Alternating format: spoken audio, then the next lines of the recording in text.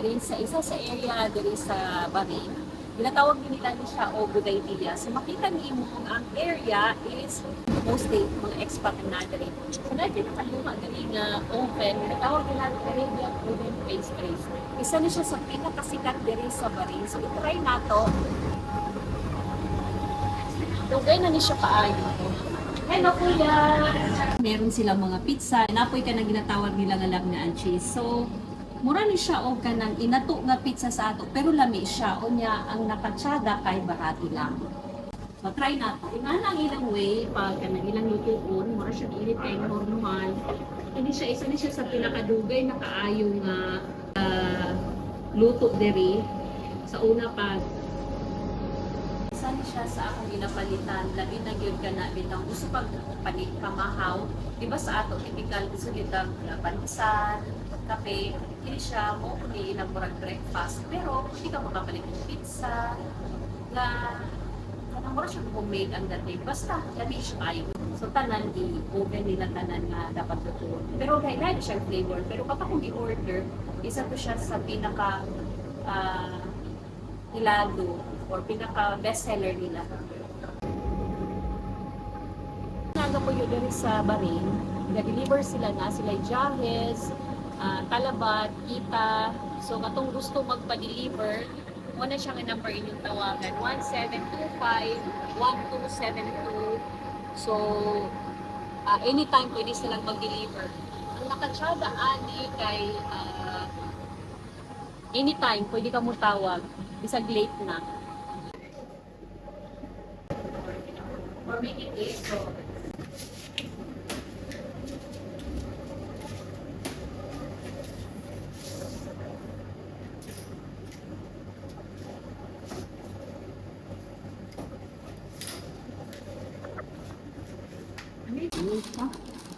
Ako.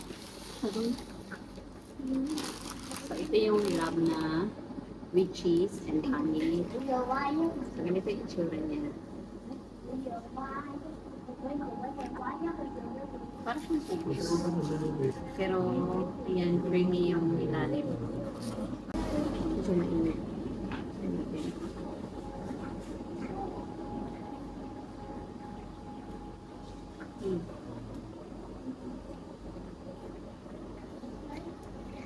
Kami siya pa, sabi lang, kung maakaw kape, akala pang snack. Kaya init ka ayaw.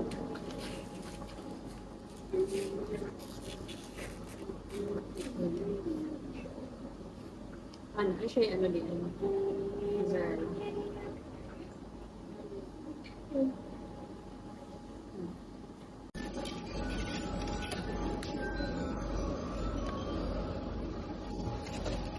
So, mo ni ang ilang vegetable pizza.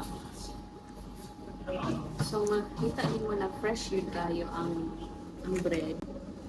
Then siguro mozzarella ni kay mozzarella man ang gainganin no kanang murag unat-unat. Pero i-try natin. Medyo init. Pero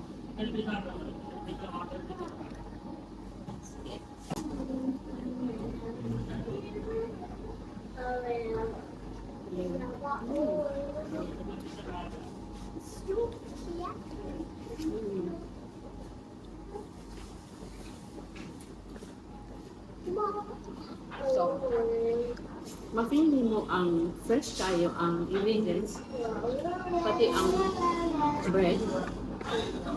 Kaya i-bake yun siya like in front of you. Perfectly siya pang snack. So, kini siya mga langga. Sa kwarta diri, 1 dinar na siya. So, sa 1 dinar na anak ay 1, 2, 3, 4, 5, 6 slices. Pero, pwede na ma-share sa duha ka tao. Katong kaganina, katong lab na and cheese, natin siya sa 900 fields, kaya gibutangan man o honey. Pero, sulit siya. Dili ka magmahay. Kita nimo ang, talagang hindi siya tinipid. Ayan o. Tagan kayo siya ang mozzarella cheese.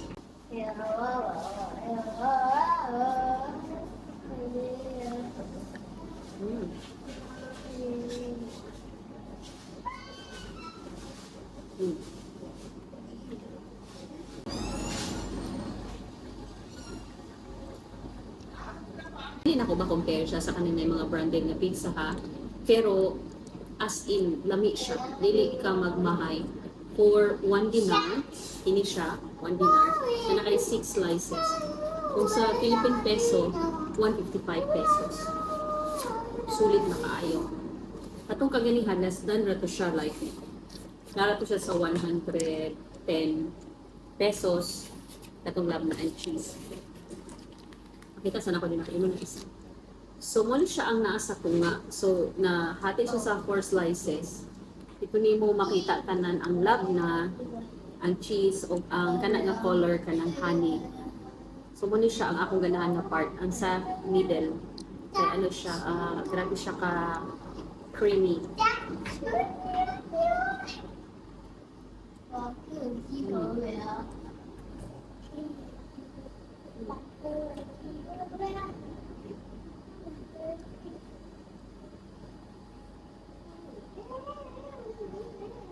Tamis, naghalo ang tamis o ang parat-parat, pero namit kayo siya nga blending.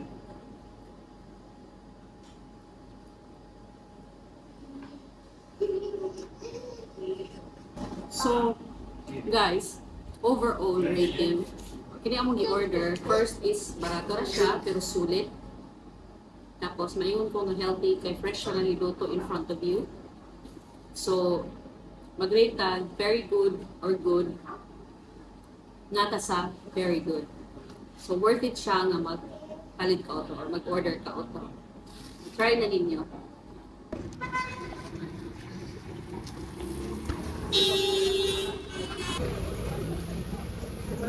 So, diri guys, lahi po ni siyang area.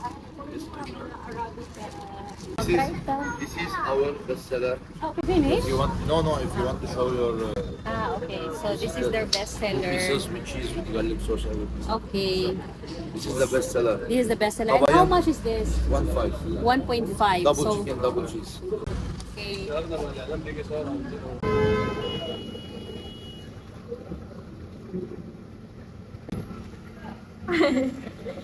okay.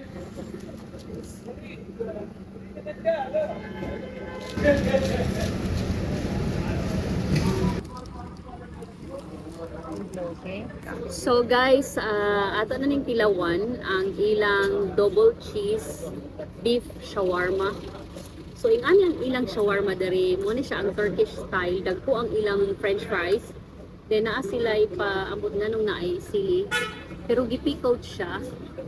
Then naapoy sauce. Then daghan siya og cheese. Then na siya kauban nga fries. So sa 1.5, mga na siya sa 220 pesos, mainga na. Pero pwede na siyang at least like tulo ka tao ang makakaon. Okay, try na to. Ang tsada kay ilang i-cut siya small into pieces. Tagado siya cheese. Unya ang bread nga ilang gigamit, ang tawag nila ani is Saj bread, which is mo ni siya ang aming favorite.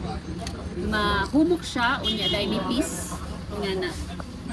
So, para sa ako, lami siya. Try na to.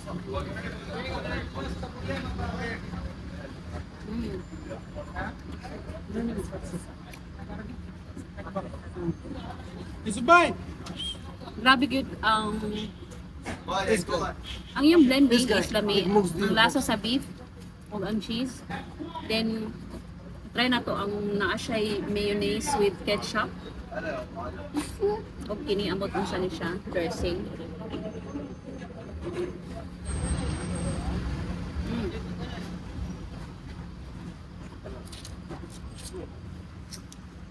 Mas okay siya pag na dressing. Then, pwede ka kaya nga niya. Na siya pa pickled. So, nag-balance ang taste sa shawarma. So, pag diri magod ka mo balit sa shawarma, lahi ang dating, lahi ang lasa. Kaya syempre, gikan magidiri sa ida, no? Labi na gyud pag Turkish restaurant. Mas ganahan ko nga naa siya kining mayo o ketchup ilang i-blend. O naadan siya mura siya dressing, which is para sa ako is lami siya.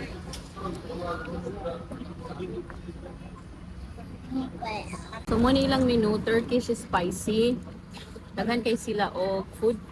Na sila pizza, na apoy salad, lahi. Na sila delivery. So pwede ka mo tawag sa ila for delivery. Nara ni siya dali sa Gudaybiya. So worth it kayo ang 1.5 na shawarma. Lamig guys siya. It's really tasty. And we really love the combination with the shawarma and the cheese and those dressings.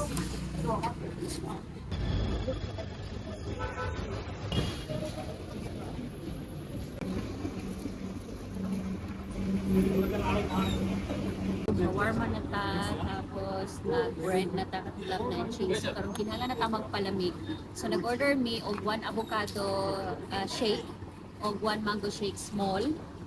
Isa ni siya sa pinakaluma na juice shop diri sa Bali, Al-Raha Cafeteria. Cafeteria ang tawag nila ani diri, pero daghan kay kag mapilian na siya pomegranate, lemon, basta tanan nga klase sa prutas pwede nila na i-juice. So, i-try na to.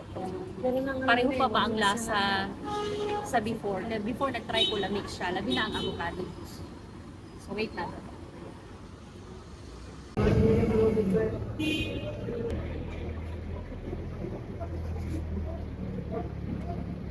Thank you. So, ito na yung in-order namin. Guys, ito yung in-order namin. Isang mango at saka isang avocado. So, binigay ko sa mango. Binigay ko sa avocado. So, try na to. Lasang avocado. Pero medyo taba. Kasi hindi lang avocado karon. Hindi siya yung avocado.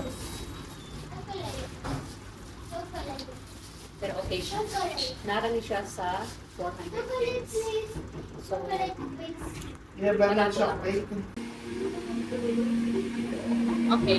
Nice siya.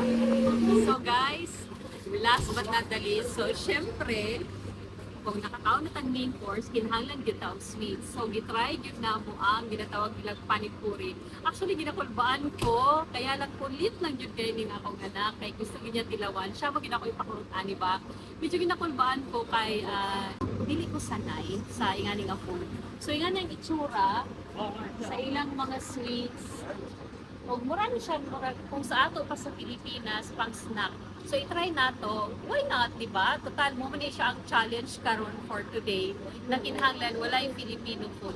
No Filipino food for today's vlog. Okay.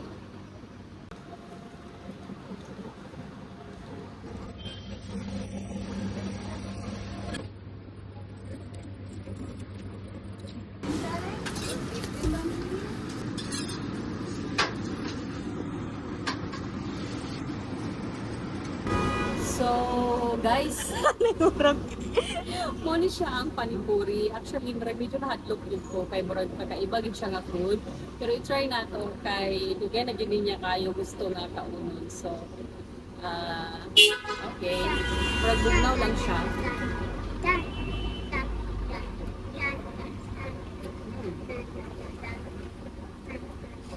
Dili na ko feel. Dami siya. Okay. Halang, tamis-tamis, numurad nga siya suka. Review lang nako. So, siguro dili lang gyud siya sa akong panlasa ang panipuri, pero okay siya nga food. Naa siya mura kag ni kaon og crunchy, nga naa siya spices sa sulod, nga naa siya murag suka. Diretso daw siya kaulon, isahan na siya ka shots nga kaon. Pero kung dili ka sanay sa kanang murag medyo na suka nga murag halang-halang nga na crunchy, siguro dili siya kanimo magustuhan. Pero so far okay siya. Tanan naman na food lami o okay. Kaya lang syempre lahi-lahi man taong taste. Pero so far pass ko sa sunod nga challenge sa panipuri. Pero thankful me kay na-try na mo ang panipuri. Thank you!